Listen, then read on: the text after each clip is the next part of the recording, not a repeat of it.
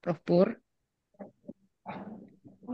selamat malam Bapak Ibu sekalian yang sempat hadir dalam episode ke-41 acara Ngobrol Bareng Selasa petang. Eh, yang saya hormati Prof. Pur sebagai Keprodi Program Doktor Arsitektur Digital, Bapak Ibu sekalian, dan terlebih yang kami hormati bicara pada malam hari ini, yaitu Dr. Margareta Maria Sudarwani. Pada malam hari ini dalam acara ngobrol bareng kita bisa mendengarkan seri ilmu pengetahuan yang akan dibawakan oleh Ibu Margareta. Tapi sebelumnya kita akan mendengarkan sepatah dua kata dari Prof. Pur yang Saya mutar video akan dulu. dibawakan pada awal acara ini. Kepada Prof. Pur kami berikan Ya, saya kesempatan. mutar video dulu, Bu. Ya.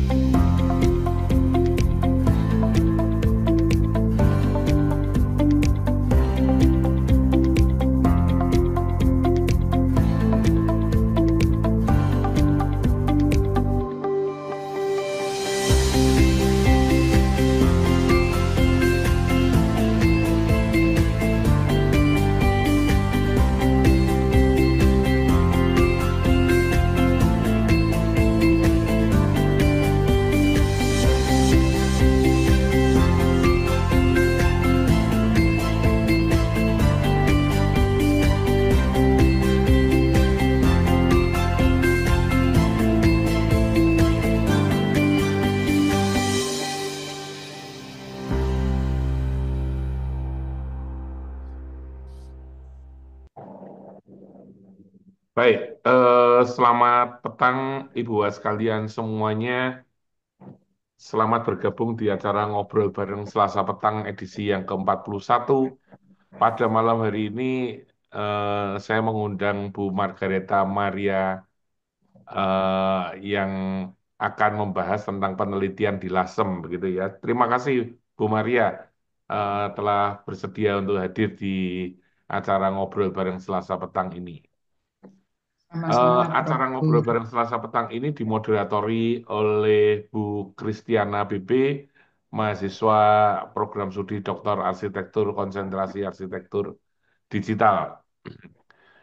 Di ruangan ini terdapat juga beberapa mahasiswa program studi Doktor Arsitektur seperti Pak Beni, Bu Astrid, Pak Yos, Pak Irfan, Bu Novi, ya kelihatannya itu dan masih banyak nanti yang akan ikut bergabung. Dan juga pada ibu sekalian semuanya yang ikut bergabung di dalam acara ngobrol bareng Selasa petang ini. Penelitian di Lasem itu penelitian yang tidak ada hentinya, ya karena saya sendiri dulu pernah melakukan penelitian terkait dengan akulturasi dan akulturasi budaya, bisa dikatakan begitu ya. Itu yang saya lakukan di mana di dalam kota Lasem itu ada tiga etnis yang bercampur di sana. Ada etnis Arab, etnis Jawa, terus kemudian juga etnis Tionghoa. Di mana di kota Lasem ini arsitektur Tionghoanya sedemikian kentalnya gitu ya. Walaupun sekarang terjadi degradasi di mana banyak arsitektur Tionghoa yang dalam tanda petik dirusak oleh pemiliknya sendiri gitu ya, yang dijual ke kota lain atau bahkan ke negara lain gitu. Dan masih banyak hal yang perlu untuk diteliti, misalkan berkaitan dengan bagaimana akulturasi budaya di sana, bagaimana arsitekturnya berkembang di sana, bagaimana kedekatan antara ketiga etnis ini bisa bersatu itu karena diikat oleh sejarah masa lalu, di mana sejarah masa lalu itu yang membuat tidak adanya konflik horizontal gitu ya. Setiap kali ada konflik horizontal dibawa oleh para tua-tua ke kelenteng gitu ya, terus kemudian diwejangi bahwa zaman dulu ada tiga tokoh yang mempersatukan Lasem gitu. Jadi di kota Lasem walaupun arsitektur Tionghoanya sedemikian kuat gitu ya, tetapi tidak ada konflik horizontal di sana. Kira-kira itu pengantar dari saya. Terima kasih sekali lagi kepada Bu Maria yang bersedia untuk berbagi ilmu di malam hari ini. Saya kembalikan kepada Bu Christine. Terima kasih Bu Christine. Baik, terima kasih Prof. Pur. Mungkin sebelum kita mendengarkan penjelasan dari Ibu Margareta yang akan memaparkan tentang penelitiannya di LASEM, eh, saya pertama mungkin memperkenalkan diri saya dulu. Saya yang akan memandu acara pada malam hari ini. Saya Kristiana BP, saya dari Angkatan 3 Program Studi Doktor Arsitektur Sugia Pranata Semarang. Dan mungkin perlu kita dengar secara singkat CV dari Ibu Margareta Maria Sudarwani agar kita lebih mengenal beliau. Beliau ini adalah seorang pengajar, seorang dosen senior di Universitas Kristen Indonesia. Kemudian riwayat pendidikannya beliau menghabiskan S1, S2, dan S3 dari Universitas Diponegoro Semarang. Kemudian dari bionya yang saya lihat di Google Scholar, eh, beliau eh, fokus ke sejarah dan pelestarian arsitektur. Sudah banyak karya penelitian yang dipublikasikan yang bisa kita lihat. Kemudian penelitian ini mungkin berkaitan dengan disertasi beliau pada tahun 2022 yang juga saya sempat lihat di searching di internet, yaitu tentang kesadaran kolektif dalam merawat ruang kawasan pecinan di Kota Lama Lasem. Eh, tentunya yang mungkin sebentar lagi akan disampaikan secara lebih lengkap lagi oleh Dr. Margareta Maria Sudarwani. Sekarang kita berikan kesempatan kepada Ibu Margareta untuk memaparkan eh, pengetahuan beliau untuk kita dengar secara bersama-sama. Pada Ibu Margareta kami berikan kesempatan. Baik, terima kasih atas waktu yang diberikan, Bu Kristiana. Apakah suara saya jelas? Oh jelas Bu, Jelas kalau ya? dari Ya, sini karena jelas ya. ada suara-suara hujan sebagai backgroundnya ya. Selamat petang menjelang malam, Prof. Pur dan Bapak Ibu, para mahasiswa semua. Pertama-tama kita mengucap syukur kepada Tuhan karena telah diberi kesehatan ya dari pagi hingga petang hari ini kita bisa bertemu secara virtual dalam acara ngobrol bareng yang keempat. Juga mengucapkan terima kasih kepada Prof. Pur tentunya selaku Kaprodi Doktor Arsitektur yang memberi kesempatan saya untuk sekedar sharing berbagi hasil penelitian disertasi saya yang berlokus di Lasem seperti tadi yang disampaikan Bu Kristiana di tahun 2022. Eh, dan juga terima kasih kepada yang sudah datang. Ini ada Prof. Sri Pare Eni dan teman-teman dosen UKI, kemudian para mahasiswa baik S1 dan S2 dari UKI, dan para mahasiswa S3 dari dokter program dokter arsitektur tentunya ya. Bu Aryani, Bu Mutia, selamat malam semua. Saya mohon izin berbagi layar dulu.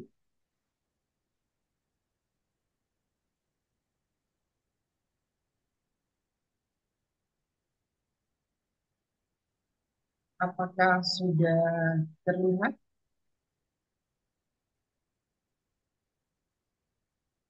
Kristiana, apakah sudah terlihat layar saya? Sudah Bu, sudah. Sudah Bu. Oh, sudah. Iya, dan Baik. tapi belum di full screen kan ya? Oh, slideshow ya? Iya, iya Ya, sudah. ya baik. Eh, ini adalah cover story dari penelitian disertasi saya dalam ngobrol bareng salah satu petani. Saya berfoto di depan Angkyong, kelenteng yang terbesar dan tertua di Lasem. Bapak Ibu sekalian, kenapa saya memilih Lasem atau tertarik dengan Lasem? Yang pertama karena saya dulu tesis saya itu adalah pecinan Semarang, sehingga di penelitian disertasi saya mencoba untuk mencari pecinan lain sebagai studi banding dari tesis saya dulu, sehingga pilihan jatuh ke Lasem. Karena kenapa Lasem? Ada satu keunikan bahwa Lasem ini ternyata rumah-rumah tinggalnya memiliki tapak rumah tinggal yang cukup luas, berbeda dengan kawasan pecinan lain yang biasanya mengadop rumah toko. Ini pecinan Lasem justru rumah tinggal dengan tapak-tapak yang luas.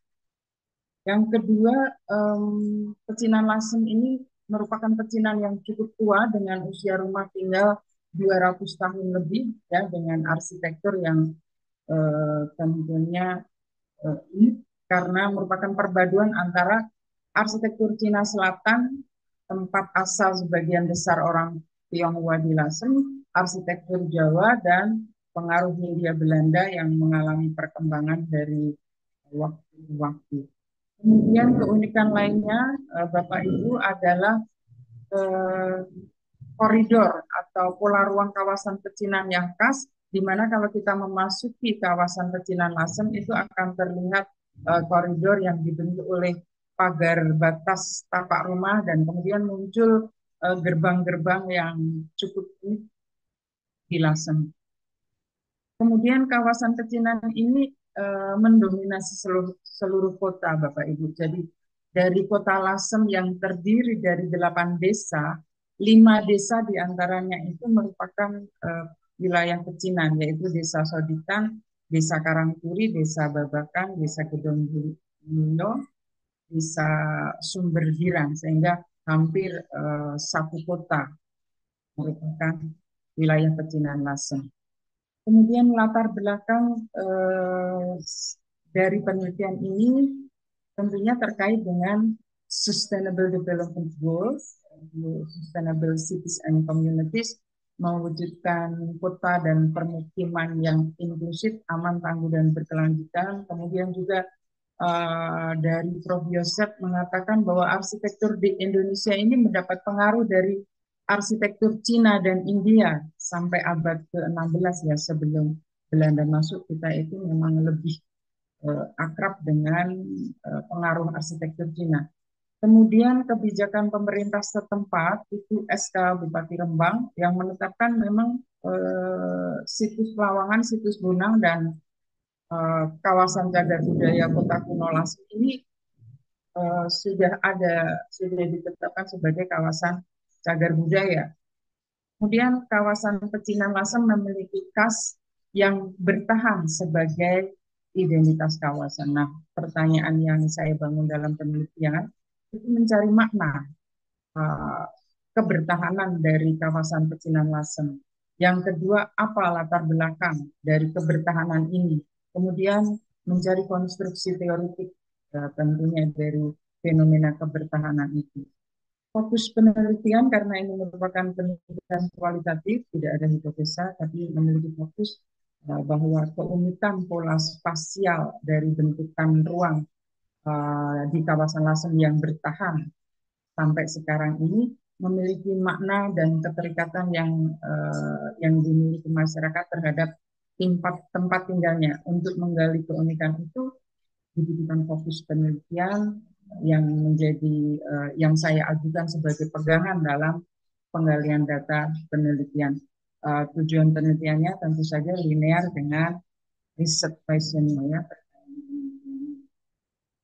Kemudian metode penelitian saya dalam disertasi ini adalah paradigma penelitian kualitatif naturalistik, pendekatannya fenomenologi.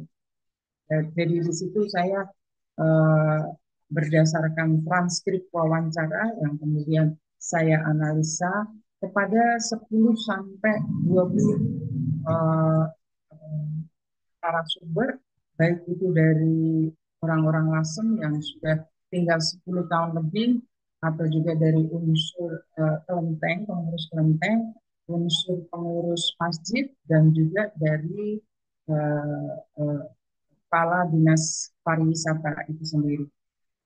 Kemudian ini adalah proses langkah-langkah penelitian saya. Tahap eksplorasi pertama saya melakukan grand tour, kemudian dibagi dalam 5 unit amatan.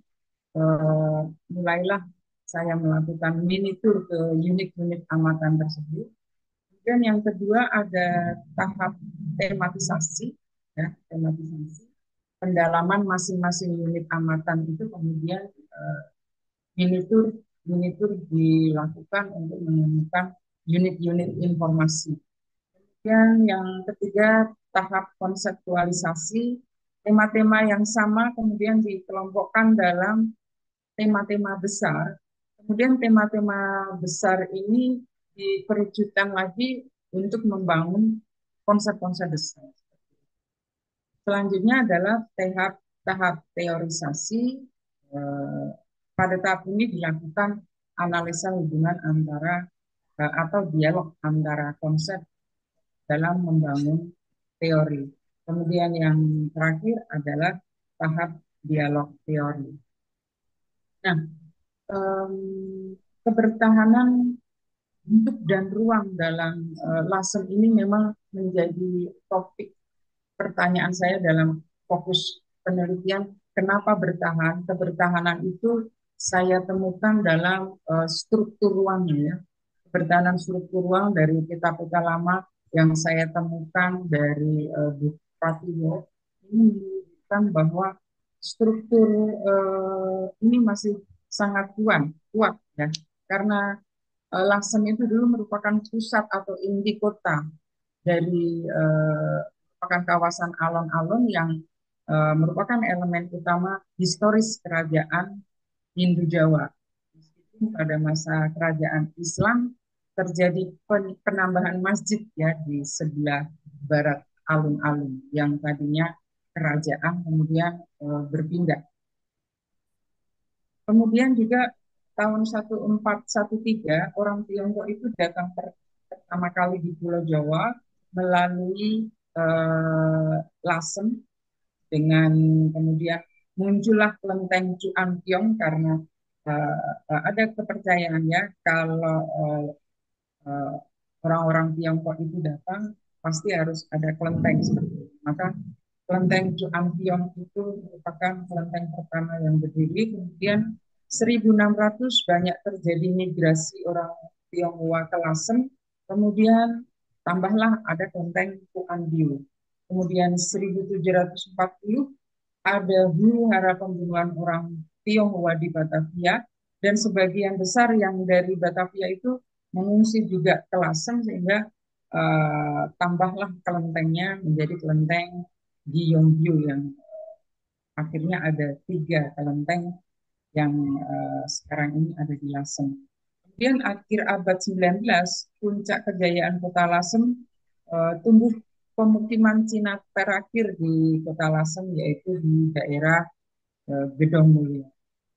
Itu Bapak Ibu, dengan kebertahanan dari dan ini juga merupakan kebertahanan yang tadi koridor itu. Kalau kita perhatikan koridornya itu selalu muncul gerbang-gerbang yang unik di sepanjang kita masuk koridor. Tetapi memang kalau kita lewat jalan panturannya, koridor koridor dengan gerbang itu tentunya tidak bisa kita lihat karena jalan itu pernah mengalami pelebaran, sehingga gerbang-gerbang itu sudah dihancurkan, Bapak Ibu. Ya, apabila kita ingin melihat gerbang-gerbang itu harus masuk ke jalan-jalan koridor-koridor Karangturi, Jalan Soditan, seperti itu, ya, Bapak. Kemudian ini adalah kebertahanan dari ada 230 rumah yang bertahan, dan eh, ini dilakukan pada saat penelitian disertasi saya itu juga Kesengsem Lasem mendapat tugas dari kementerian ya untuk melakukan identifikasi cagar budaya dan terdapat 200 yang kemudian di-share oleh uh, peneliti.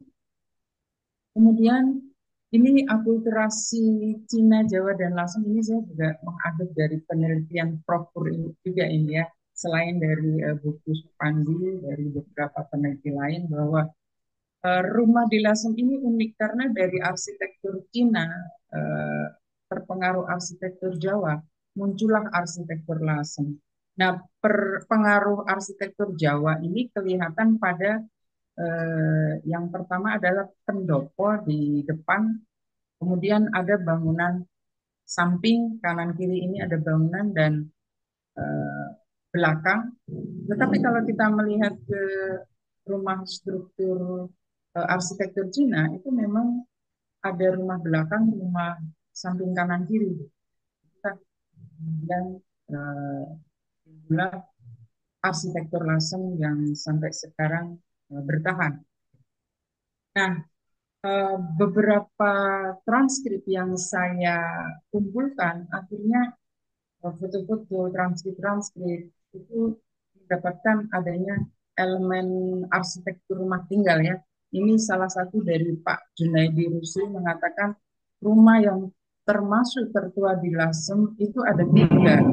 Satu Lawang Owo, yang kedua rumah saya ini di Babakan rumah beliau ya, dan ketiga adalah rumah merah gitu. Jadi rumah tua itu simboliknya kalau mau tahu itu di kalau ada gambar lukisan di kanan kiri rumah berarti itu rumah tua. Ini maksudnya Pak Junaidi ini merujuk kepada lukisan simbol di ujung gunungan rumah dan gerbang. Ini merupakan rumah yang tua. Kemudian juga ada ventilasi 12 anak panah rumah Lasem yang banyak saya temukan di sana. Elemen dekoratif berupa tulisan-tulisan di pintu rumah dan pintu gerbang. Ini sebenarnya tiap elemen ini bisa menjadi sumber penelitian tersendiri ya. Uh, Entah itu rumahnya, entah itu pintu gerbangnya, atau kusen-kusen dan ventilasi rumah Lasem.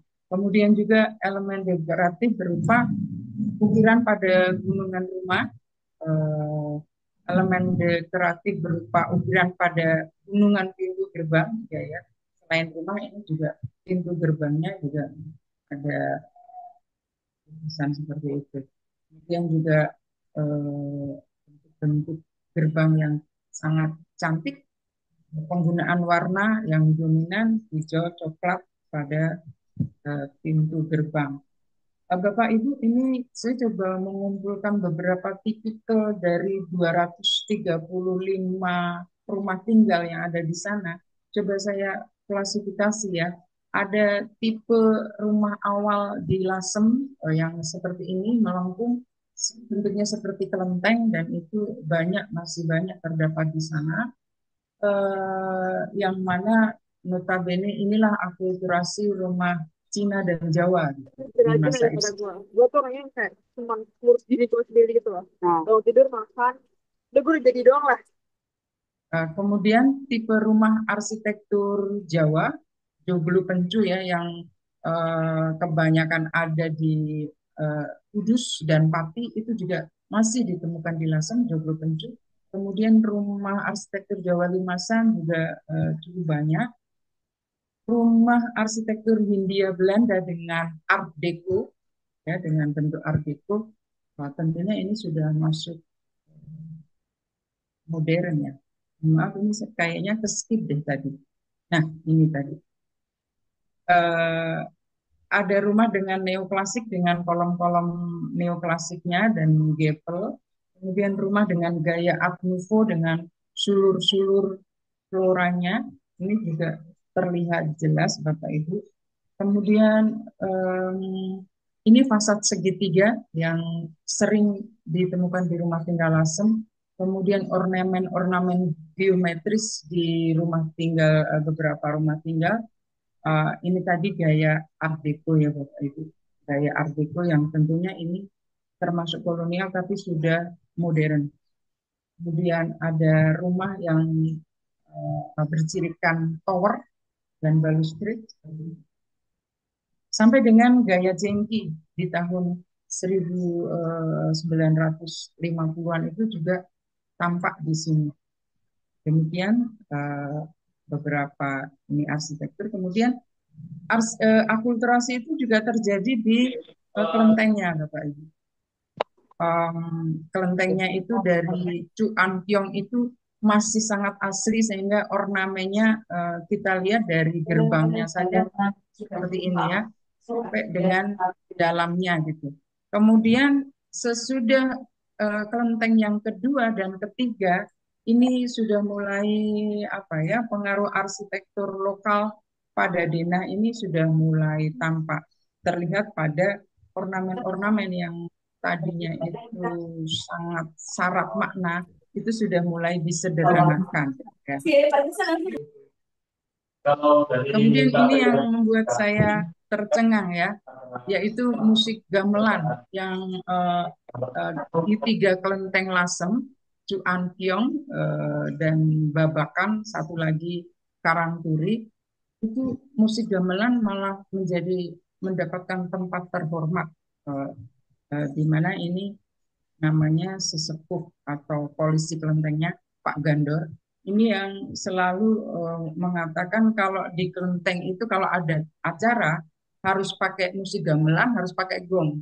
Anak-anak muda sih maunya pakai organ tunggal, tapi tidak boleh saya izinkan. Kalau kalau diizinkan, tapi tidak boleh di dalam kelenteng, hanya di ruang serbaguna seperti itu Bapak Ibu. Tapi kalau masuk kelenteng itu harus yang gamelan dan gong. Begitu. Kemudian keyakinan penghormatan leluhur ini masih sangat kuat, Bapak Ibu, dari apa namanya.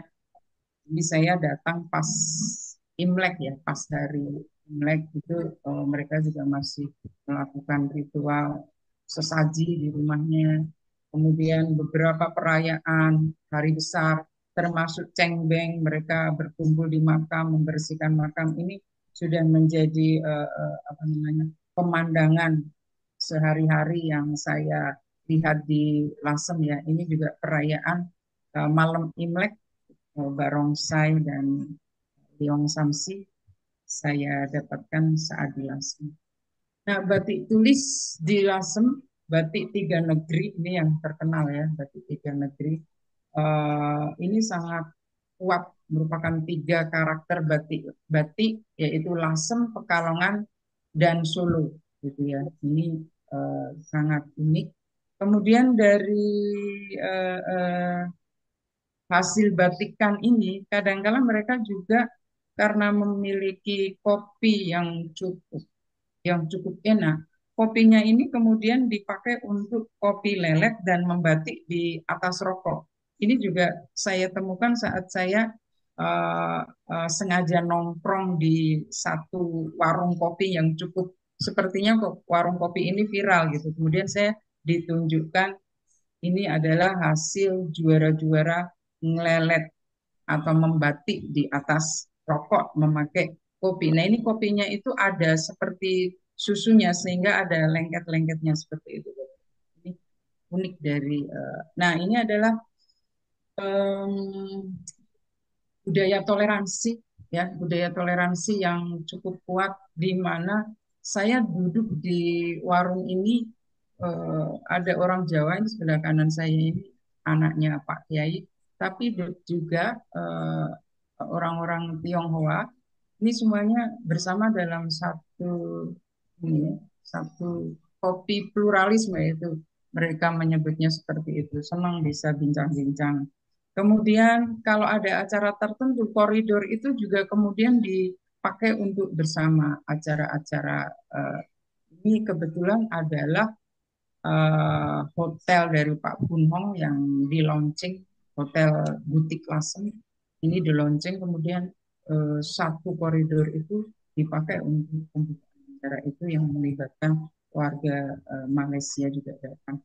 Kemudian uniknya pos jaga di Lasem itu pos jaganya merupakan pos jaga yang mirip kelenteng kelenteng kecil, tapi apa namanya? Pos jaga ini letaknya di sebelah eh, pondok pesantren seperti itu, sehingga di setting pos jaga yang unik ini malah ada para para santri ya yang lewat. Jadi kerukunan antara Muslim eh, eh, dan Tionghoa ini sangat kental di situ karena notabene kiainya juga adalah orang Tionghoa. Bapak Ibu, ini adalah eh, unit-unit amatan yang saya kumpulkan dari Gedong Mulyo, Babakan, Soditan, kemudian nanti ada dua lagi di slide selanjutnya, sehingga saya pada saat wawancara itu kemudian memberi label wawancara itu dengan misalkan bicara tentang Sungai Dasun sebagai pusat pembuatan kapal. Ada Sungai Dasun dulu gerbang utama masuk kapal ke dalam kota. Kemudian susur sungai dan kirab seni budaya Lasem. Seperti itu. Ini bicara tentang ruang Sungai Dasun sebagai sumber sejarah gitu. Akhirnya saya beri label itu ruang sebagai sumber sejarah.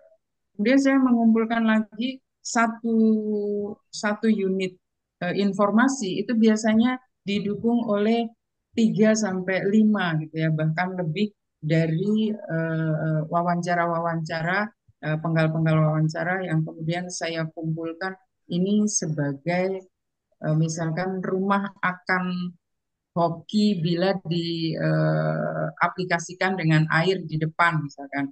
Simbol kelenteng, seberangkanlah perahu. Ini merupakan simbol-simbol dari Sungai Dasun sebagai tempat mencari keberuntungan. Gitu.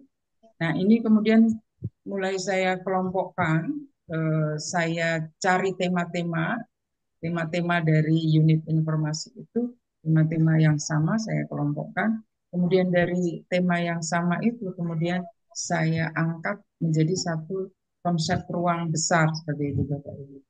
Ini Gedong Mulyo, Babakan, dan Soditan.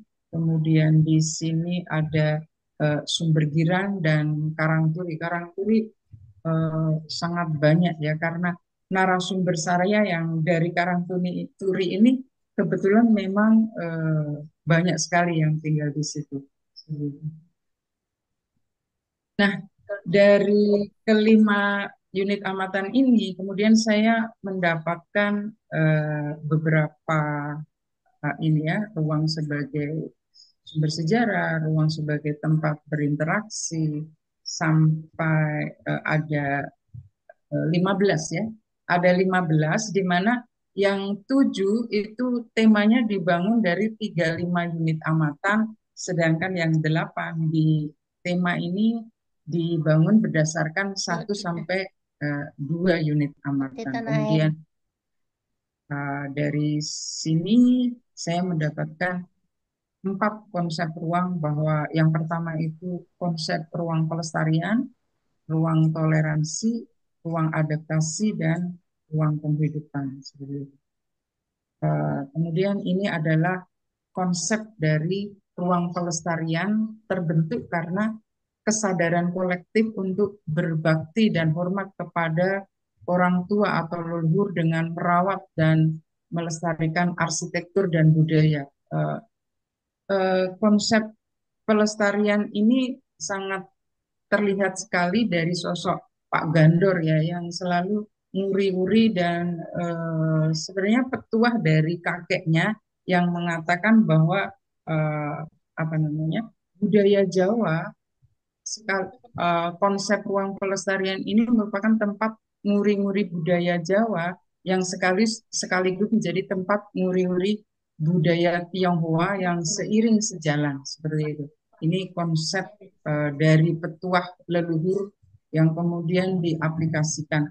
Nah, konsep ruang ini tidak hanya terbatas melestarikan sebenarnya, tapi juga mengembangkan. Jadi ada satu satu kesadaran kolektif dari beberapa pengusaha seperti sebut saja Pak Bung Hong, Pak Rudi Hartono, kemudian Pak Udaya ini kayaknya juga mulai terlibat aktif membangun hotel butik. Ini mereka kalau ada rumah yang kemudian mangkrak itu karena ada kasus yang diceritakan Prof. Pur tadi, kadangkala rumah itu dijual kemudian diangkut kayu-kayunya. Nah, ini kemudian mereka beli sendiri gitu. Mereka beli sendiri kemudian mereka kembangkan seperti itu. Jadi pengusaha-pengusaha di Lasem inilah yang kemudian bergerak menyelamatkan kotanya sendiri. Kemudian konsep ruang penghidupan bahwa uh, memang mereka dari awal hidupnya di situ, kemudian sudah bermata pencarian di situ, akhirnya ada satu kesepahaman ya bagaimana caranya antara pengusaha batik dan pengrajin batik, antara para pengusaha penginapan karena penginapan sekarang mulai banyak di sana Bapak Ibu. Kemudian dari antara pengusaha penginapan, pengusaha batik, dan pengusaha kafe. Ini akhirnya ada saling ada titik temu gitu ya.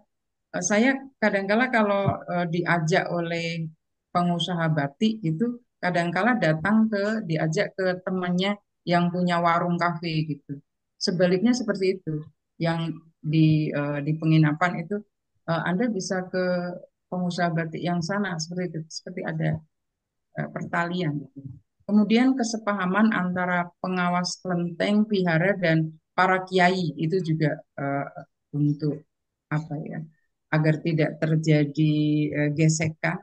Ini ada antara pengawas kelenteng dan para kiai ini juga ada komitmen bersama. Kesepahaman antara masyarakat Tionghoa dan santri Jawa. Kemudian makna yang dibangun terhadap fenomena kebertahanan ini saya klasifikasikan, kemudian saya ambil nilai-nilai yang mendasari Bapak Ibu. Jadi nilai konsep pelestarian ini abstraksinya apa, kemudian nilai apa yang muncul di situ. Konsep toleransi itu abstraksinya apa, nilai apa, sehingga saya menemukan nilai-nilai local wisdom yang ada di sana. Yang pertama nilai kebersamaan. Saya kira kalau kebersamaan, kegotong royongan itu sudah khas nilai-nilai kita ya, kearifan lokal kita itu. Nilai kebersamaan, kemudian nilai keyakinan yang kedua, yang ketiga terbesar itu nilai saling menghargai, nilai rasa memiliki, dan nilai saling membantu. Ini merupakan nilai-nilai yang transendental menurut saya, yang diartikan sebagai sesuatu yang tidak tampak, tapi sebenarnya ini menjadi pemahaman dan pengalaman biasa, dan yang transenden ini berlawanan dengan dunia material. Nah, akhirnya saya menemukan satu teori, Bapak Ibu, teori kesinambungan dan perubahan berbasis kesadaran kolektif, bahwa kebertahanan dari pecinan lasem ini karena adanya suatu kesinambungan ya terhadap aspek-aspek yang bagi masyarakat pecinan eh, dianggap tidak boleh berat, tapi ada hal-hal tertentu yang harus bertahan. Jadi ada yang harus berlanjut, tapi juga ada yang harus berubah seperti itu. Nah, irisan daripada itu kemudian ada suatu kebertahanan, yang mana kebertahanan itu didasari oleh 4 konsep besar yang coba saya bangun, yaitu uh, aspek pelestarian, adaptasi, toleransi, dan penghidupan. Gitu ya. Nah, kebertahanan ini didasari oleh kesadaran kolektif, nilai-nilai kolektif dari kebersamaan, rasa memiliki, saling membantu, keyakinan dari masyarakat pecinan Lasem yang kemudian secara sadar merawat dan mengembangkan. Saya pernah ketemu dengan Pak Rudi itu ternyata pada saat beliau mulai mengembangkan kawasan Lasem, terutama Rumah Merah dan beberapa rumah yang lain, itu terinspirasi oleh Chandranaya yang ada di Jakarta gitu. Pada saat jalan-jalan di Chandranaya Jakarta, kemudian beliau berpikir, wah, kalau rumah seperti ini di Lasem banyak, kenapa saya tidak mengembangkan kota saya sendiri gitu. Akhirnya terjadilah Pak Rudi ini, dan juga ada beberapa pengusaha di situ yang saling menyadari bahwa ini perlu, cagar budaya ini perlu dipertahankan.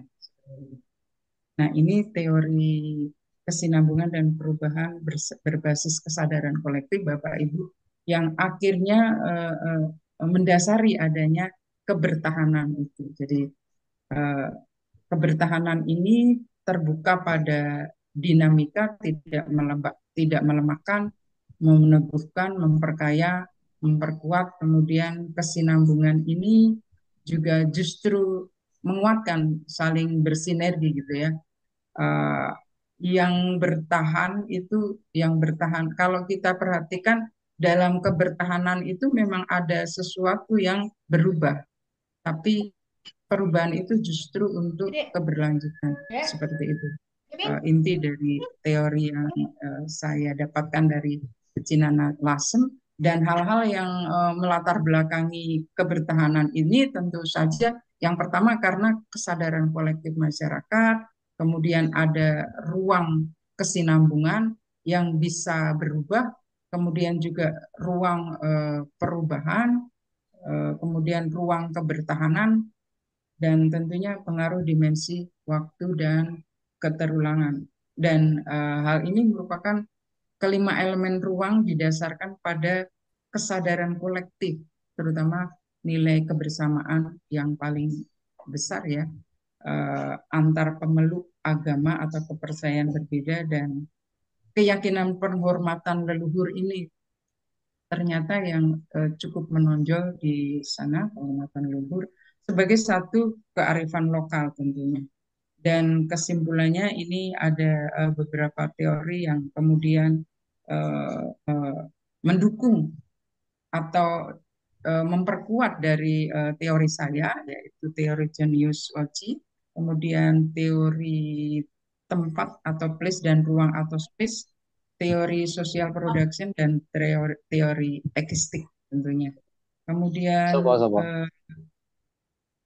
kesimpulan ini juga memperkuat teori resiliensi ya tentang kebertahanan, kemudian juga teori place system and social adaptation, teori Sumarwoto tentang ekologi dan lingkungan hidup. Dan saran dari rekomendasi penelitian saya dalam membahas fenomena kawasan, banyak aspek yang mempengaruhi ya. Ada aspek sosial, aspek budaya, psikologi, filsafat, sejarah. Penelitian ini memakai pendekatan fenomenologi untuk mengungkap ada pengetahuan tersembunyi atau transendental. Kemudian temuan penelitian ini tentunya sejalan dengan konsep UNESCO di mana pelestarian kota bersejarah dari berbagai belahan dunia itu harus dikemas dalam konteks historic urban landscape yang kuncinya adalah bagaimana mengelola perubahan atau manajemen of change, dan bagaimana tekanan-tekanan tantangan ke depan itu direspon tetap dengan perhatikan karakteristik yang ada.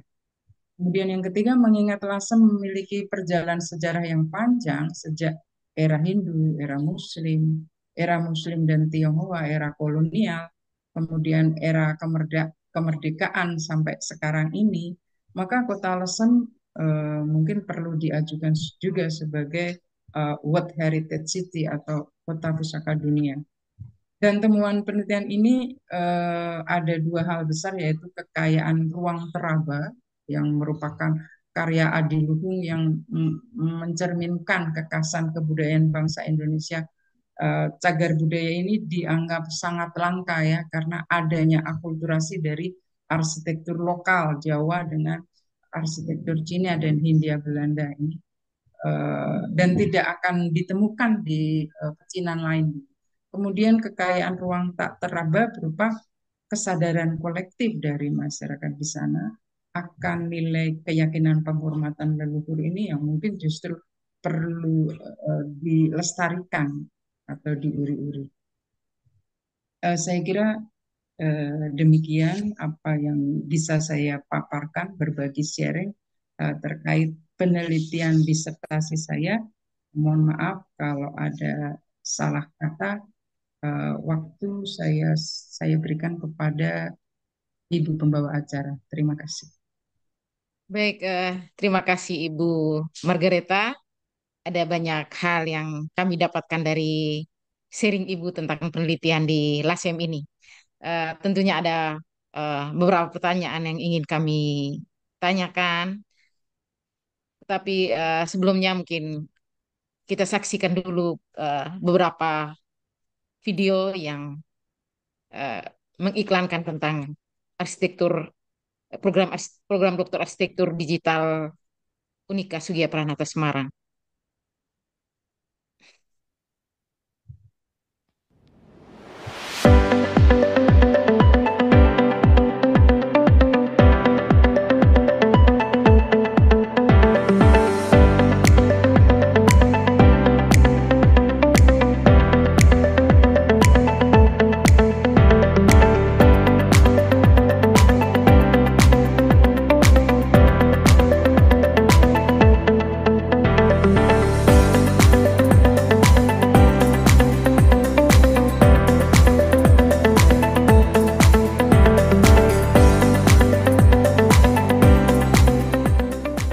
Program studi Doktor Arsitektur Digital di Unika Sugija Pranata ini menawarkan pendekatan yang sangat komprehensif, tidak hanya mengeksplor dari sisi teori, tetapi juga mengeksplor bagaimana penerapan teknologi digital diterapkan dalam desain arsitektur saat ini.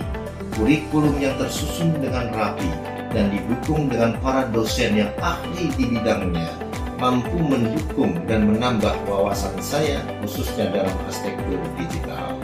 Lingkungan kampus yang kolaboratif juga memfasilitasi pertukaran ide dengan sesama mahasiswa, baik mahasiswa di Unika Sugija Pranata dan mahasiswa di luar Unika Sugija Pranata. Program ini tidak hanya berfokus pada penelitian akademis, tetapi juga membuka peluang besar untuk berinovasi dalam bidang arsitektur digital. Saya merasa program ini telah membantu saya menjadi lebih siap untuk berkontribusi dalam pengembangan arsitektur masa depan yang lebih smart, lebih canggih, efisien, dan berkelanjutan.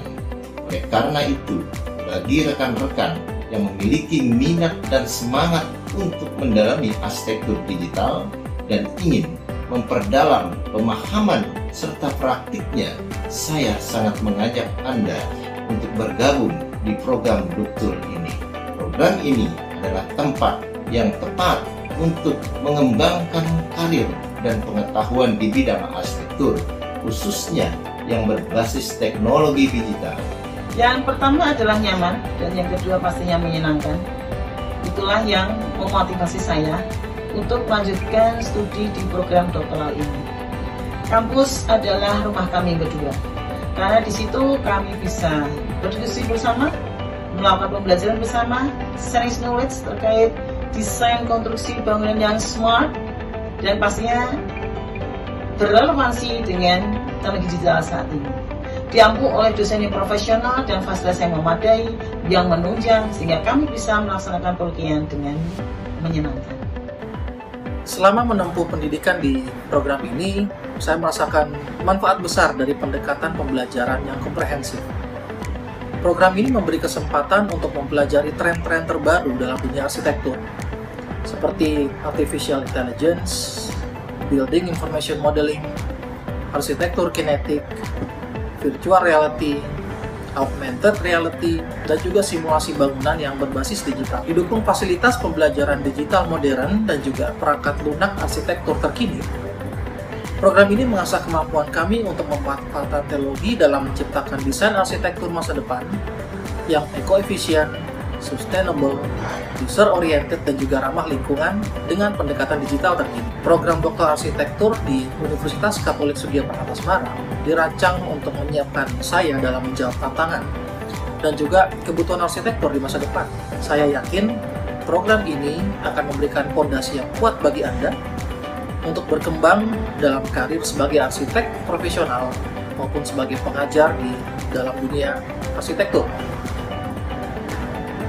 Bagi Anda yang tertarik untuk menjelajah peluang tanpa batas dalam bidang arsitektur, khususnya arsitektur digital, saya mengajak Anda untuk bergabung ke dalam program Doktor Arsitektur Digital di Universitas Katolik Sugio Pranata Semarang.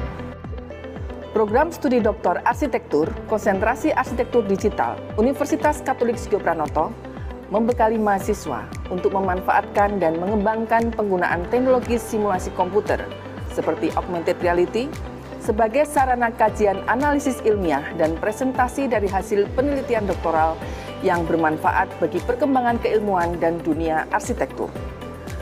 Belajar di program studi Doktor Arsitektur Konsentrasi Arsitektur Digital Universitas Katolik Sugio Pranoto membuat kami menjadi lebih memahami dan menguasai teori dan filosofi arsitektur serta dalam konteks ilmu lain yang menunjang ilmu arsitektur dengan memanfaatkan teknologi digital.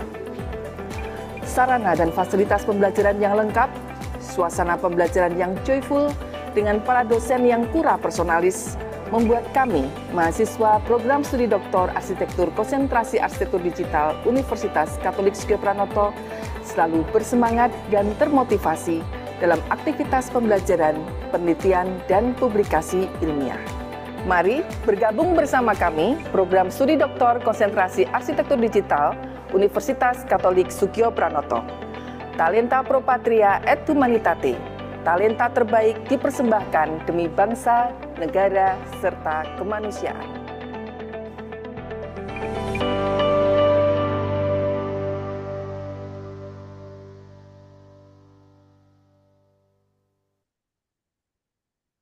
Demikian Bapak Ibu tadi video promosi tentang program studi Doktor Arsitektur Digital Semarang.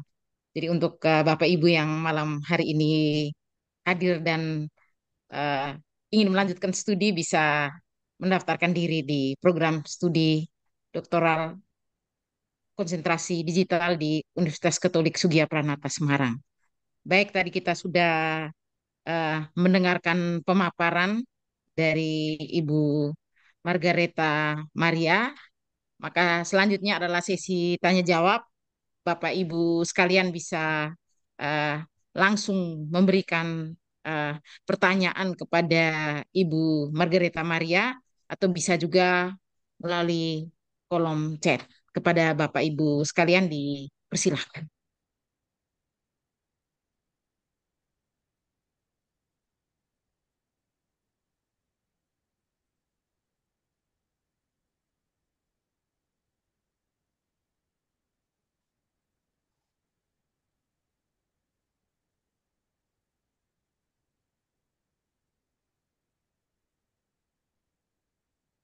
Kalau belum ada Bapak Ibu yang bertanya langsung, mungkin saya bisa uh, melanjutkan pertanyaan dari Pak Beni untuk Ibu Margareta. Ini disampaikannya melalui kolom chat. Berikut adalah chat dari Pak Beni. Terima kasih atas paparan topik yang menarik dan jelas. Dari paparan Ibu Margareta, saya membaca ada perubahan-perubahan era dari Jawa Tionghoa Muslim dan seterusnya sampai zaman kemerdekaan. Setidaknya ada 3 peran masyarakat di Lasem yang latar belakangi budaya Arab, Cina, dan Jawa. Di samping hal-hal baik dan positif yang disampaikan terkait dengan kebertahanan, apakah ada friksi-friksi yang terjadi yang melemahkan kebertahanan ruang tersebut? Begitu Ibu isi pertanyaan Ya, dari Pak Beni Kristiawan. ya, terima Ibu kasih bisa Pak menjawab. Beni Kristiawan. Apakah ada friksi-friksi? Friksi-friksi pastinya ada ya. Banyak cerita-cerita dari Pak Gandor selaku apa namanya ya, polisi polisi kelenteng ya, istilah orang Lasem. Eh, yang mana kadangkala kalau ada eh, apa namanya, ada prosesi itu kadangkala justru kalau tidak lewat ke masjidnya itu bikin berantem gitu. Nah, ini sangat unik ya. Justru kalau masjid itu dilewati prosesi orang-orang Tionghoa dalam ritual kelentengnya, itu mereka merasa tersanjung. Tapi kalau tidak dilewati, ini malah bikin kiainya langsung nelpon ke kelenteng. Kenapa masjidku nggak dilewati? eh, Emang nggak boleh lewat masjid gue gitu ya. Itu celotehan-celotehan yang akhirnya membuat yang tadinya Pak Gandor sungkan untuk lewat ke masjid, akhirnya lewat. Itu hal positif. Tapi kadang-kala juga muncul hal-hal negatif seputar eh, pengusaha Tionghoa dan pengusaha Jawa seperti itu ya Bapak Ibu. Karena di situ ada pasar pasar di alun-alun itu kadang-kala juga saling apa namanya pedagang ya, saling jegal menjegal itu merupakan hal yang biasa dan ini biasanya ada pertemuan antara Pak Gandor selaku polisi ketiga kelenteng dengan para kiai duduk bersama untuk menyelesaikan masalah gitu ya. Kadang-kala juga dari pemuda masjid itu lewat ke seputar kelenteng itu dengan berisik seperti itu juga kadang-kala membuat friksi-friksi. Tapi karena mereka saling ada kekuatan untuk toleransi itu menjadi dikedepankan sehingga terjadi bagaimana caranya didudukkan bersama entah itu di tempat pondok pesantren entah itu di kelenteng seperti itu. Jadi friksi saya kira tetap ada tapi eh, tidak sampai kemudian membuat mereka pecah seperti itu karena kebetulan ini yang namanya Karangturi itu justru pondok pesantren atau kampung kauman ya, tidak hanya pondok pesantren, kampung kauman itu berada di tengah-tengah kawasan pecinan. Nih, ini uniknya di situ ya. Biasanya kan kauman itu mungkin kalau di Semarang, kauman bersebelahan dengan pecinan gitu ya. Malah tidak terlalu bersebelahan, tapi dibatasi dengan Gang Pedamaran itu ya. Tapi kalau di Lasem ini, Kampung Kauman berada di tengah pecinan seperti itu. Jadi friksi sering timbul, tapi seperti pemuka-pemuka kelenteng itu selalu kalau diundang acara-acara perayaan eh, eh, masjid, selalu berusaha untuk datang. Demikian sebaliknya ya. Demikian sebaliknya mereka saling mengundang dan saling menghormati. Kalau ada prosesi, justru pemuda masjid lah yang tampil untuk membantu prosesi agar jalanan ini bisa lancar seperti itu. Demikian Pak Beni Kristiawan. Baik, terima kasih Ibu Margareta. Oh ya, untuk para peserta bisa mengisi link presensi melalui kolom chat. Mungkin ada pertanyaan lain dari Bapak Ibu sekalian kepada Ibu Maria.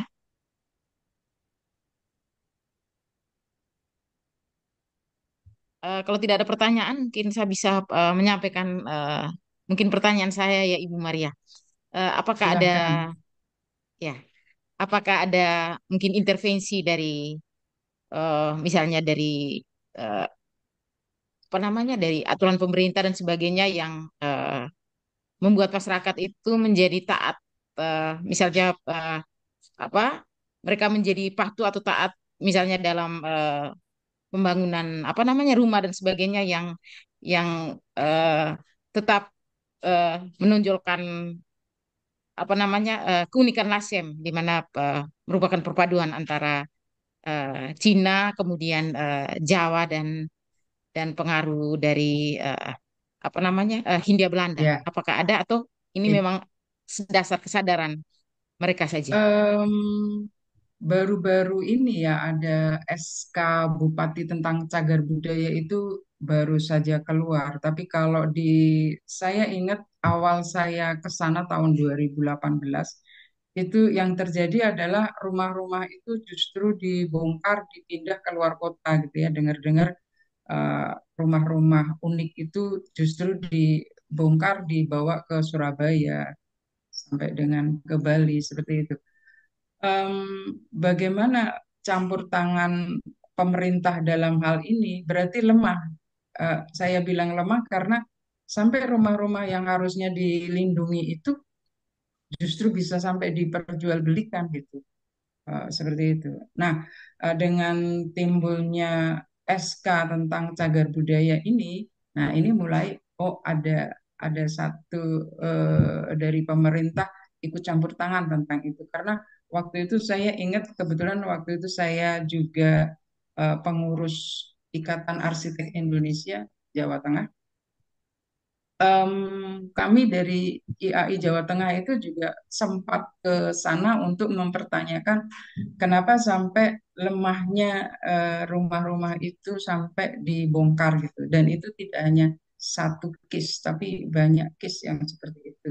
Nah, dari situlah kemudian dari pemerintah daerah setempat mulai ini ya, mulai waspada seperti itu dengan menerbitkan SK tentang cagar budaya itu, kemudian juga mulai memberi semacam insentif pajak atau semacam insentif bagi bangunan cagar budaya itu agar ada dana stimulan untuk di-maintain atau dirawat seperti itu.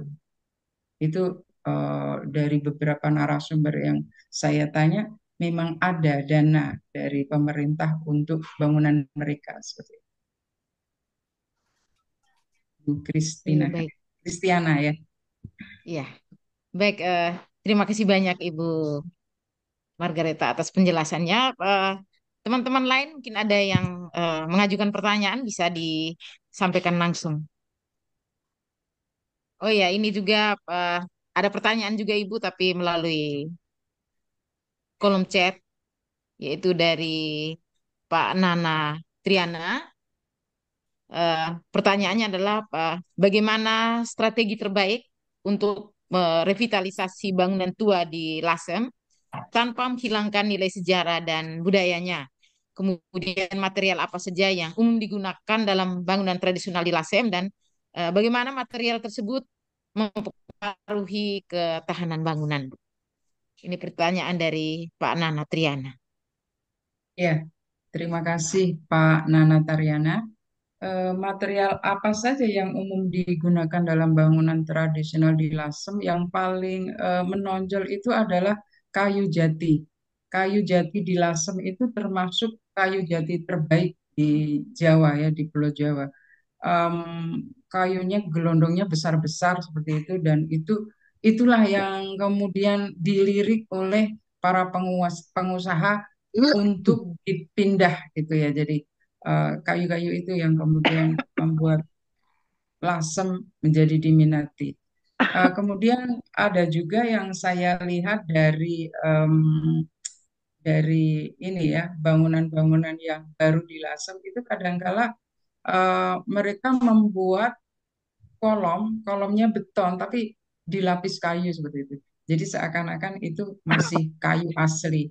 Padahal tidak. Saya melihatnya ini sengaja diciptakan seperti kayu tapi menyelubungi kolom-kolom gitu ya.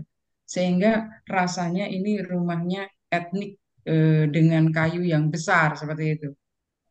Ada kesan-kesan saya lihat dilakukan terhadap bangunan-bangunan untuk mengesankan kayu jati yang menjadi ikon ya di sana kayu jatinya. Seperti itu Pak Nana, mungkin apakah sudah menjawab Pak Nana? Silakan Pak Nana. Baik, Ibu, cukup, Bu. Terima kasih.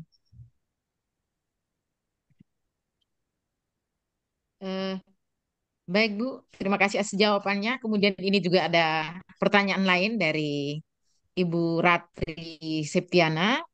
Eh, Beliau menanyakan bahwa pada bulan November lalu saat mengikuti kegiatan pelestarian museum di Nyalasem, mereka diajak berkeliling desa sampai dengan tepi Soditan yang ada jual es puter. Di sana terdapat pemukiman yang rapat dan nampaknya eh, merupakan kampung Jawa yang berbeda dengan kampung Karangturi yang rumahnya besar-besar. Yang bisa digambarkan, apabila digambarkan, apakah ada eh, batas yang jelas antara rumah warga pecinan dan warga biasa? Iya, Itu pertanyaan dari terima Ibu kasih. Ratri. Ini Bu Ratri dulu teman saya, Bu Ratri teman saya pengurus IAI ya. Sekarang saya sudah pindah IAI Jakarta.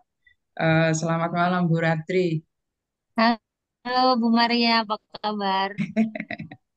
Ya, Bu Ratri ini dosen dari UGRIS dan pengurus. Ya, mungkin Bu Ratri ini juga termasuk eh, eh, di kajian pelestarian ya, sehingga sering sekali ke Lasem saya amati. Untuk yang soditan itu memang apa namanya, ada batas di mana dia masuk pecinan, ada yang tidak. Kalau menemukan es puter itu saya juga suka nongkrong di es puter itu, Bu Ratri. Nah, di situ memang kalau saya mengamati ada pecinan dengan posisi struktur ruang yang grid, kemudian ada kampung Jawa yang dia lebih apa ya, lebih alami gitu ya bentuknya ya. Itu memang kadangkala ketemu di beberapa titik gitu. Tidak hanya di Soditan, tapi juga kalau masuk ke Babakan, kemudian masuk ke beberapa koridor itu kadangkala ketemu di situ. Tapi ada peta yang menunjukkan apa namanya batas yang jelas ada ya. Saya mengacunya juga ke penelitian dari Keseng Semelasem ya, yang kemudian mengidentifikasi 235 rumah tinggal. Itu delineasinya sudah ada seperti itu, Bu Ratri.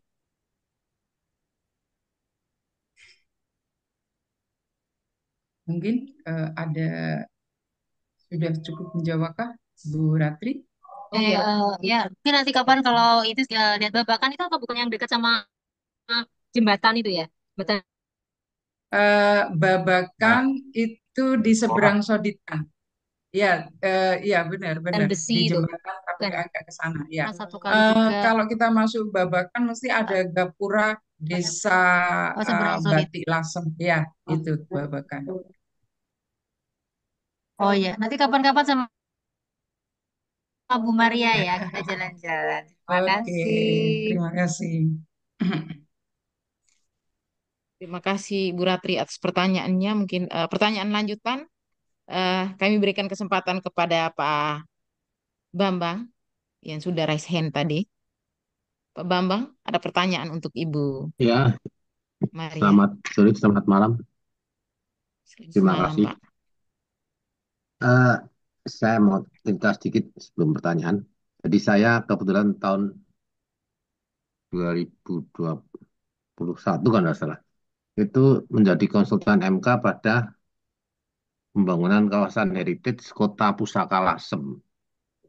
Itu satunya adalah alun-alun yang kemudian dibangun pasar, kemudian masjid yang tadinya atap puncaknya itu kubah dirubah menjadi tajuk dengan kayu jati lasem ya, dengan sudah jadi gitu atapnya itu sudah dibeli jadi dipasang langsung di atap, tapi karena bawahnya itu beton jadi kolom beton itu masih kita pertahankan karena memang menyangga atap dan lantai dua, kemudian yang ke atasnya baru kayu.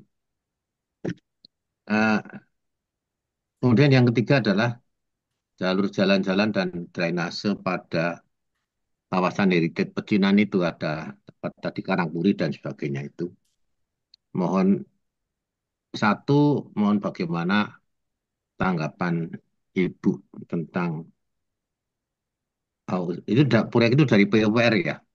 Jadi kita sudah berusaha semaksimal mungkin dengan menggandeng orang-orang heritage sehingga kita harapkan itu jadi baik.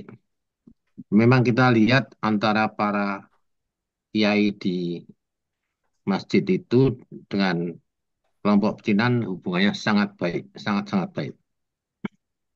Bahkan dulu ada konon adipati di sana yang masih keturunan Tionghoa ya. Saya lihat itu tulisannya.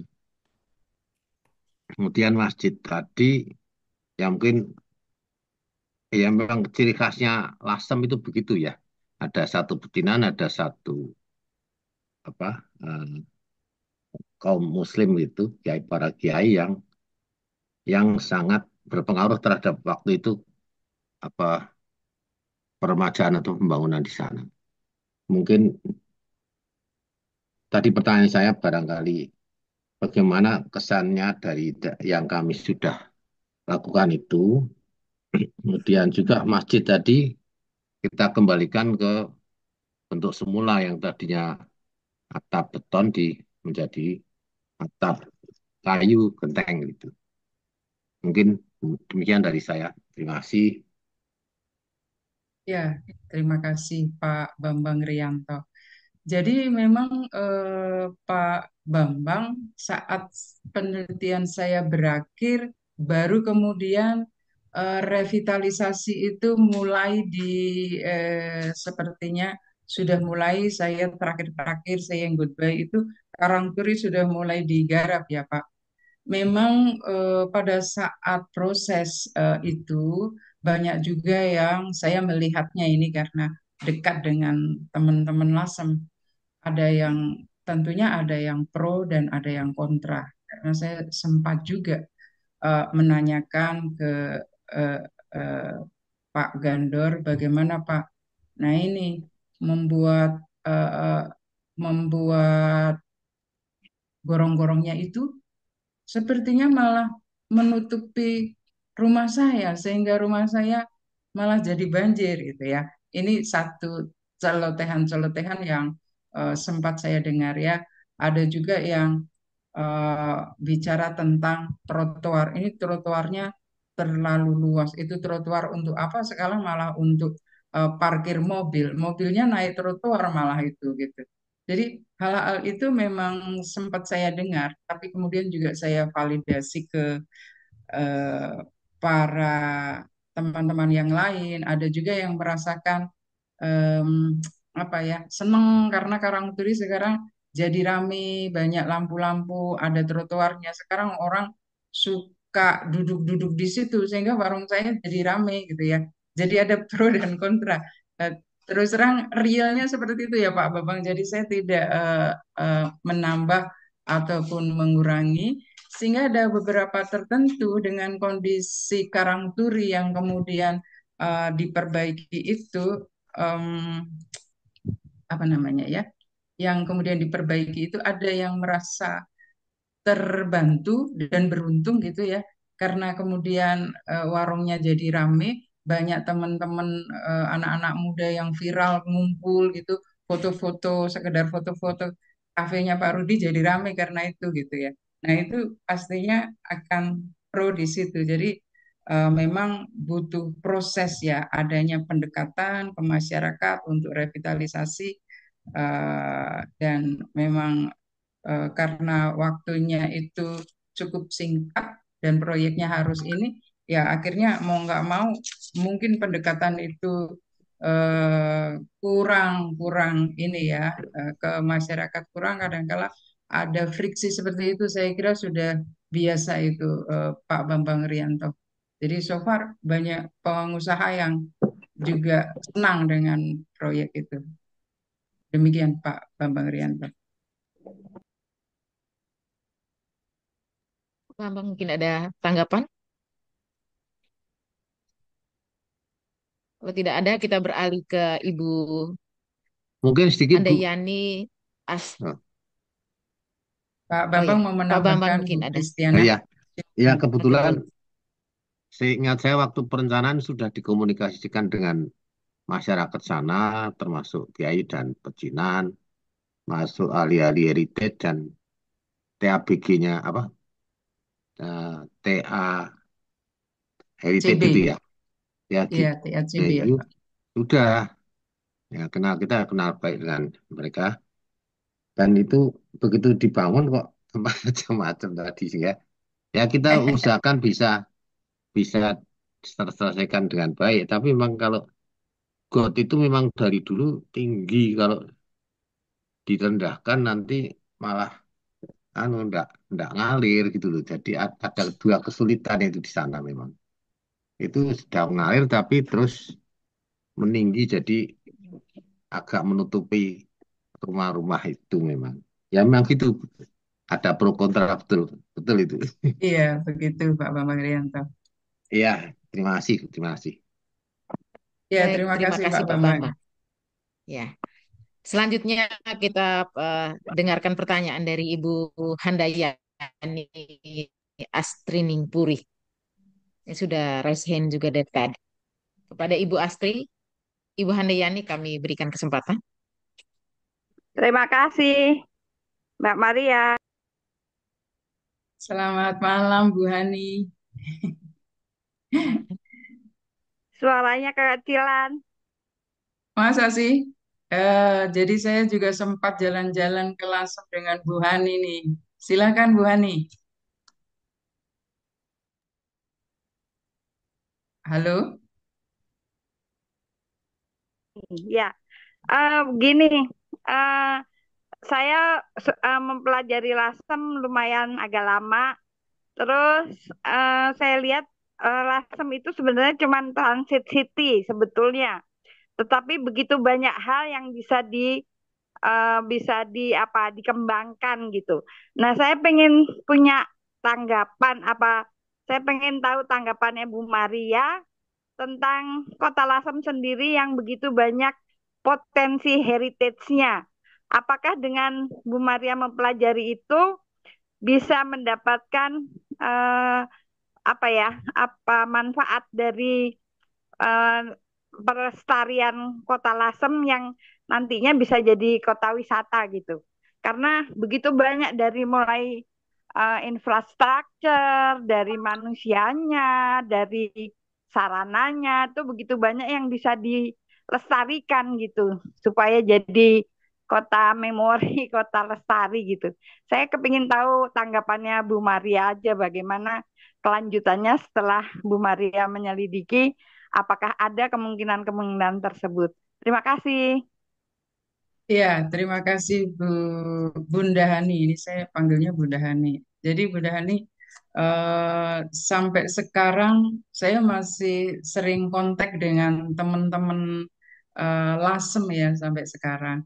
Kebetulan ini juga di sini ada mahasiswa S3 UGM nih teman saya Bu Mutia yang ambil juga disertasinya tentang Lasem. Nah, kemarin ketemu Jepang mau mau cerita, mau diskusi katanya, tapi nggak sempat diskusi tentang Lasem, akhirnya bertemu di sini. Jadi eh, ada saya itu dulu pernah dapat proyek kawasan wisata Batik Lasem ya di tahun 2012. Tapi saya belum mengamati betapa cantiknya pecinan Lasem. Saya hanya fokus ke batik gitu ya. Tapi sesudah saya ke permukimannya, saya akhirnya eh, banyak terpesonanya. Ternyata karena memang Lasem itu merupakan kelihatan sebagai suatu kemegahan orang Tionghoa zaman dulu di masanya, di mana rumahnya sangat besar, paling tidak itu paling kecil saya lihat 1.000 meter persegi itu paling kecil. Mereka rumahnya bisa 1.000, 2.000, 3.000 dan banyak juga yang lebih dari 3.000. Dan itu menandakan betapa zaman itu adalah zaman keemasan di Pecinan Lasem. Terlihat dari tadi yang saya paparkan ornamen-ornamen rumahnya dan lain-lain. Kalau apa ya namanya, menanyakan tentang pendapat saya tentang lasem, sepertinya meneliti di lasem ini merupakan satu keberuntungan bagi saya sehingga benar-benar menemukan suatu tempat yang mestinya memang harus kita maintain gitu ya. Kalau memang dibilang itu transit karena orang sebenarnya nggak nggak nggak ngeh kalau lasem itu unik. Karena orang itu biasanya lewat ke Pantura itu mau ke Tuban, mau ke Surabaya gitu ya. Kalau hanya lewat lasem gitu juga nggak ngeh. Tapi begitu masuk ke koridornya kita baru tahu oh ternyata ada uniqueness tersendiri. Nah, selesai meneliti di Lasem itu saya tetap keep in touch dengan Pak Bung Hong, Pak Gandor, Pak Rudi ya, kemudian Pak Santoso gitu. Kalau ada pameran di Mall Semarang itu kadang-kala saya dipanggil, ah, saya pameran di mall loh di Paragon gitu. Suka masih kontak-kontak yang seperti itu. Pak Bun Hong juga. Saya masih merasa dekat dengan mereka gitu ya karena dan hal itu sepertinya apa ya suasananya di sana juga saya lihat semakin hidup ya. Nggak seperti dulu saya awal-awal proyek di sana itu sepi. Kemudian saya datang untuk meneliti itu sudah banyak kafe, toko-toko batik juga semakin banyak. Dan toko batik ini kalau dulu yang menggarap adalah para orang Tionghoa, akhirnya berkembang. Orang-orang Jawa pun yang kemudian belajar dari orang Tionghoa juga eh, ikut ikut dalam kancah usaha batik itu dan semakin digarap dengan baik oleh para pemilik dan diteruskan oleh anak cucunya itu yang saya melihat di Lasem beberapa hal yang unik ini memang perlu diuri-uri istilahnya dilestarikan seperti itu Bunda Hani apakah sudah menjawab Tahun 80. Bahasa.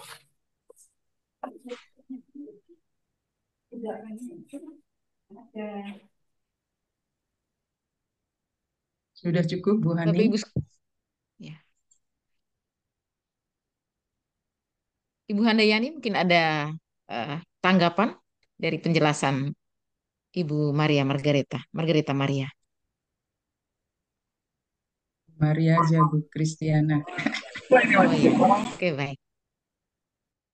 Saya mengharapkan Bu Maria bisa ikut mendorong adanya pelestarian di Lasem gitu. Intinya seperti itu yang saya pengen gitu. Karena Lasem itu banyak sekali apa unsur atau bagian yang bisa dilestarikan, bukan hanya batiknya saja, tetapi bangunannya, bahkan sarana sanitasi perkotaannya kalau yang saya perhatikan karena saya backgroundnya dari struktur itu lebih lebih apa ya lebih lebih tajam gitu. Kira-kira itu saran saya ke Bu Maria supaya tingkat pelestarian di Lasem itu bisa lebih baik. Kira-kira seperti itu. Terima kasih. Makasih Bu Maria.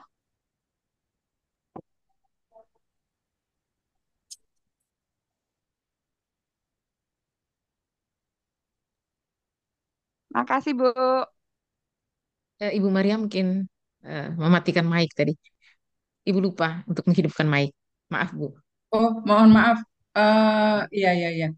Em, jadi terima kasih kepada Bunda Hani yang sudah memberi saran kepada saya, saran yang sangat bagus, membangun ya, agar nanti saya bisa mengimplementasikan apa yang Bunda Hani harapkan. Terima kasih.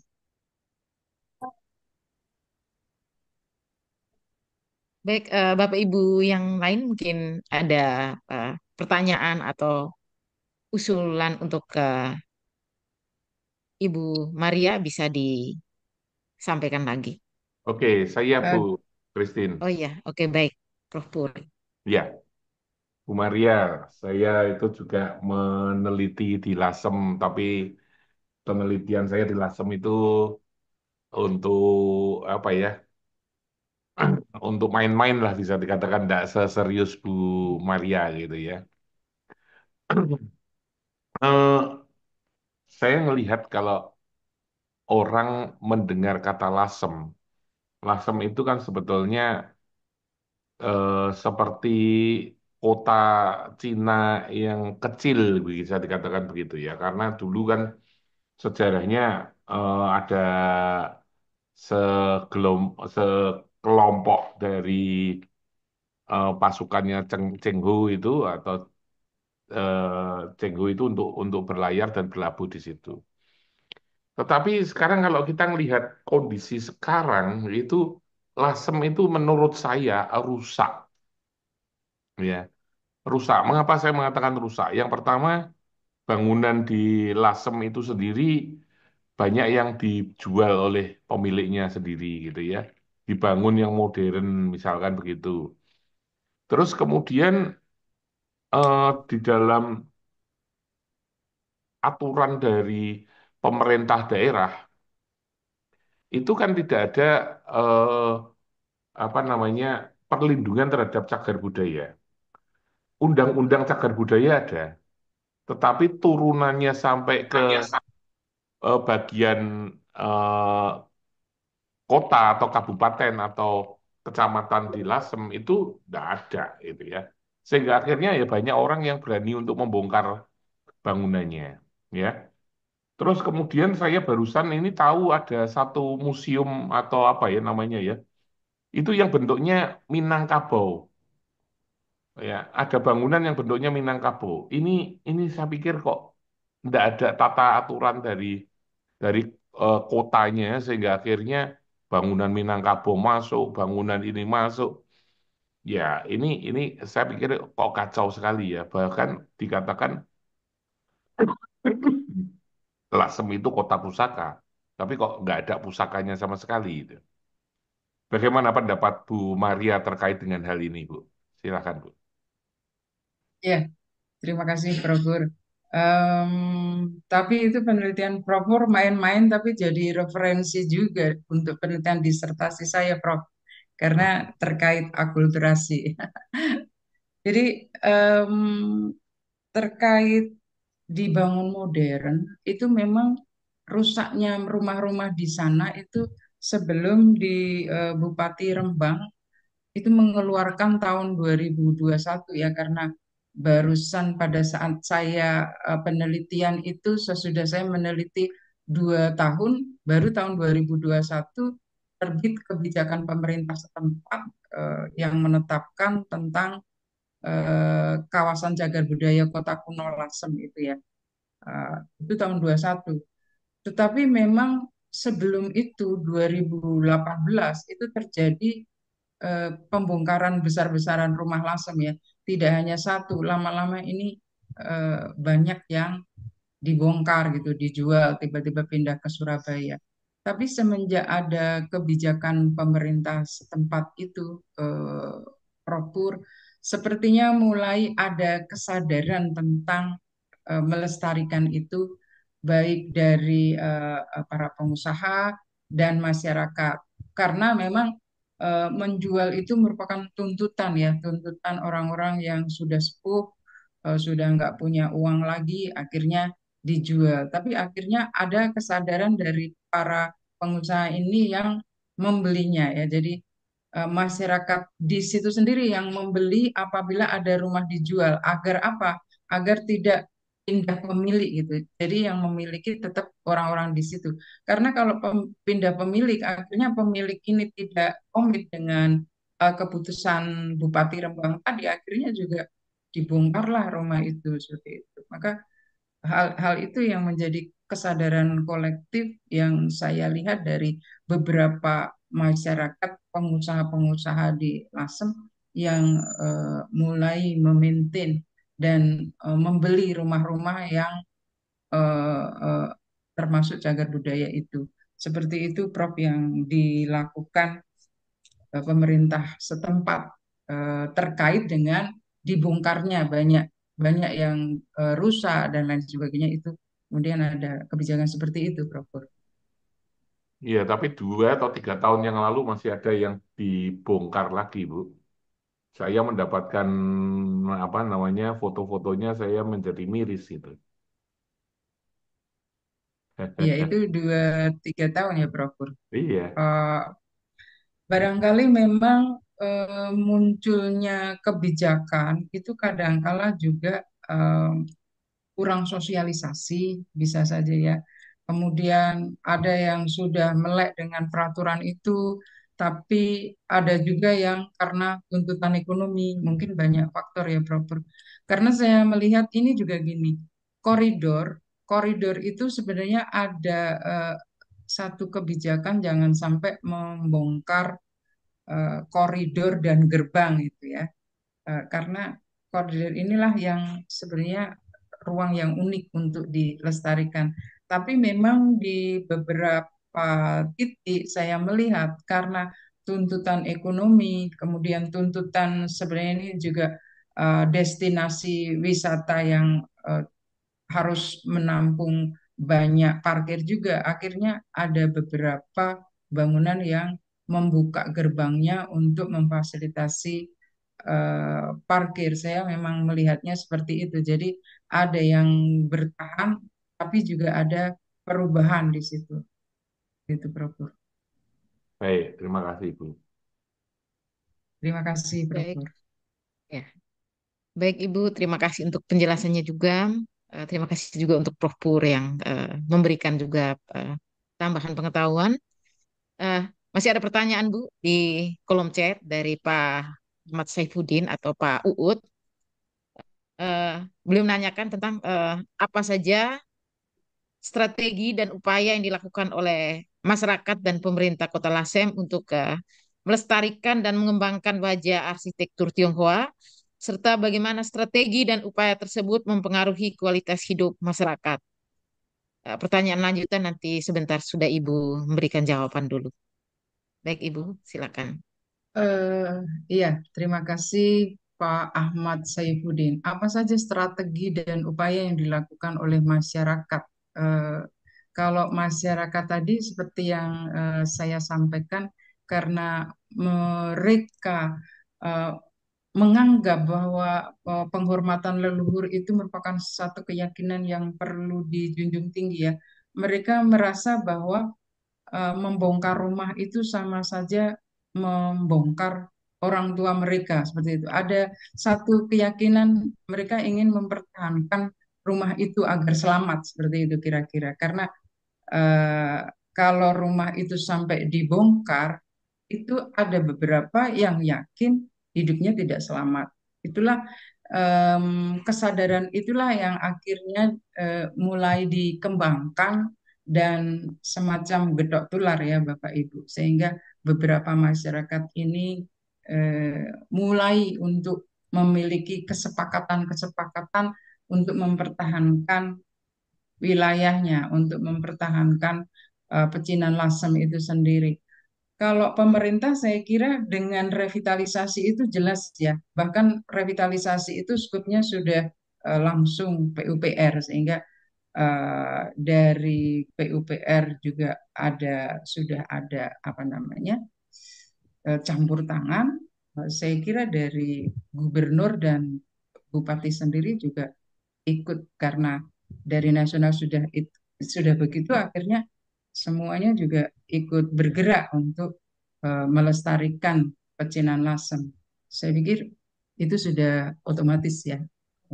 Jadi ada ada yang sudah dilakukan masyarakat dan pemerintah ini semoga juga mempengaruhi kualitas hidupnya karena di sana ada usaha batik yang perlu di maintain. Sekarang ini ada usaha hotel, usaha penginapan guest house, ada usaha kafe, workshop-workshop dari batik itu juga sudah mulai banyak. Demikian Pak Ahmad Ya. Saifuddin. Baik Ibu, ini ada pertanyaan lanjutan masih dari Pak Ahmad Saifuddin. Eh, Bagaimana wajah arsitektur Tionghoa di kota Lasem dia mempengaruhi pengembangan ekonomi dan pariwisata di kota tersebut serta bagaimana pengembangan ekonomi dan pariwisata tersebut mempengaruhi kualitas hidup masyarakat setempat. Demikian Bagaimana pertanyaan dari Pak. wajah ya arsitektur Tionghoa di Kota Lasem?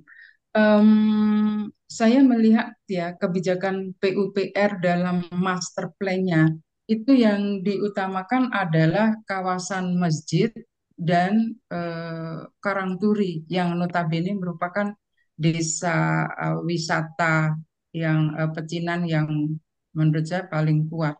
Dan itu terlihat bahwa pemerintah pun menyadari bahwa arsitektur Tionghoa bagi Lasem dan masjid bagi Lasem ini merupakan dua hal yang tidak terpisahkan sehingga eh, sampai ada pendapat bahwa Lasem ini kekuatannya itu ada empat, tiga kelenteng dan satu masjid yang mana ini menjadi tonggak dari kota Lasem seperti itu. Itu pendapat dari sesepuh sesepuh di Lasem seperti itu Bapak Ibu. Jadi wajah arsitektur Tionghoa di kota Lasem ini terbukti dari tahap pertama PUPR merevitalisasi itu yang digarap eh, masjid dan kota wisata Lasem Karangturi seperti itu.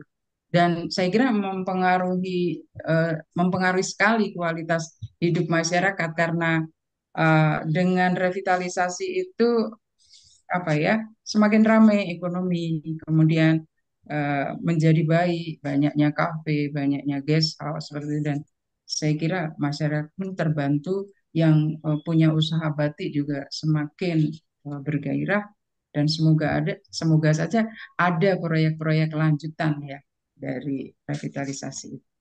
Terima kasih.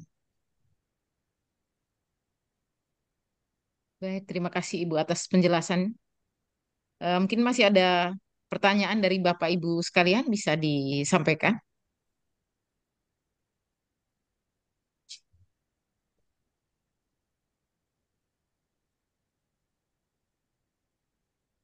Eh, Kalau tidak ada, mungkin izinkan saya untuk sedikit menyampaikan mungkin seperti sebuah kesimpulan dari kami yang mendengar tentang pemaparan Ibu tadi, bahwa apa, Lasem itu adalah kota yang unik, kota yang bersejarah, yang merupakan perpaduan hasil perpaduan dari budaya Tionghoa, eh, budaya Jawa, dan ada pengaruh juga dari eh, apa namanya Hindia Belanda dan perkembangan selanjutnya.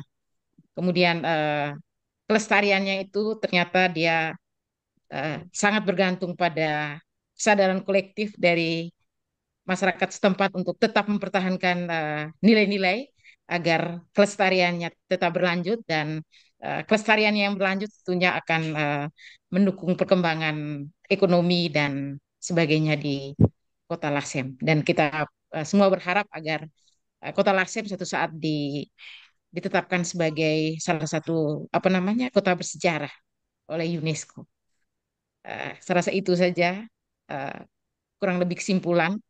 Kemudian terima kasih banyak untuk penjelasan dari Ibu Maria yang sungguh memperkaya wawasan kami, dan saya kembalikan kepada eh, Prof. Pur, mungkin ada kesimpulan tambahan atau penyampaian tambahan sebelum mengakhiri bincang-bincang kita atau ngobrol bareng kita pada malam hari ini.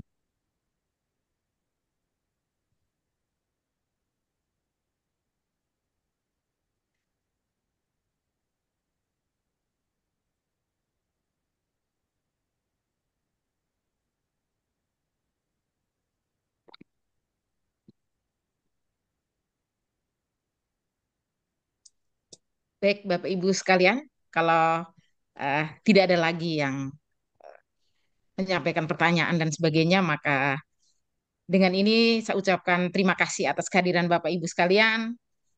Terima kasih sekali buat Ibu Maria yang sudah eh, men-sharingkan pengalaman penelitiannya untuk kami semua.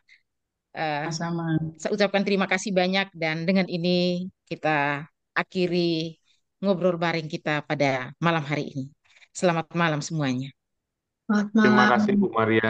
Selamat Terima malam. kasih Bu Terima Maria. kasih Bu Terima Maria. kasih Bu Prof. Christine.